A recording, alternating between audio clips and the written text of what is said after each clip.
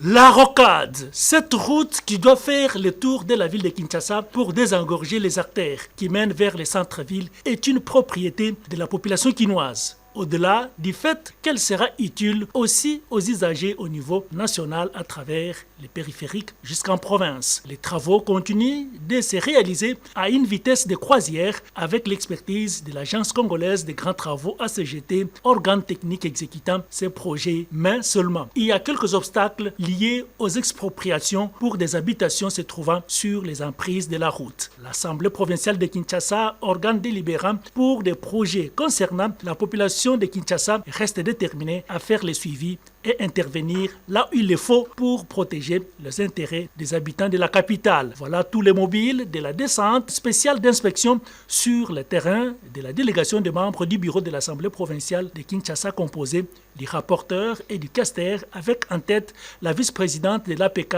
l'honorable Germaine Chinyama Nzolantima, chef de la délégation, pour palper les détails. Le constat est satisfaisant.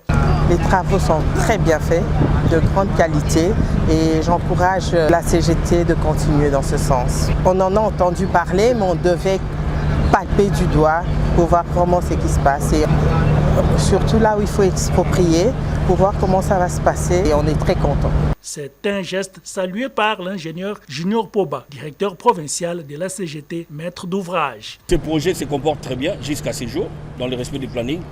Mais il se pose un problème aujourd'hui, le problème d'expropriation. C'est ça même le problème qui nous a poussé en fait d'approcher le bureau de l'Assemblée provinciale de Kinshasa, parce qu'on sait que le premier bénéficiaire en fait de ces projets, c'est les Quinois. Et les Quinois sont représentés par les députés provinciaux et particulièrement par le bureau de l'Assemblée provinciale. Et il était question que eux, les bénéficiaires, puissent s'approprier en fait de ces projets, parce que nous pensons que la manière dont ils vont transmettre le message sur les questions d'expropriation, le discours sera un peu plus direct qu'à notre niveau de technique. Ces vastes projets portés par le chef de l'État Félix Tshisekedi, c'est une solution idoine qui va résoudre les problèmes de circulation dans la ville de Kinshasa. Il mérite le soutien de tous.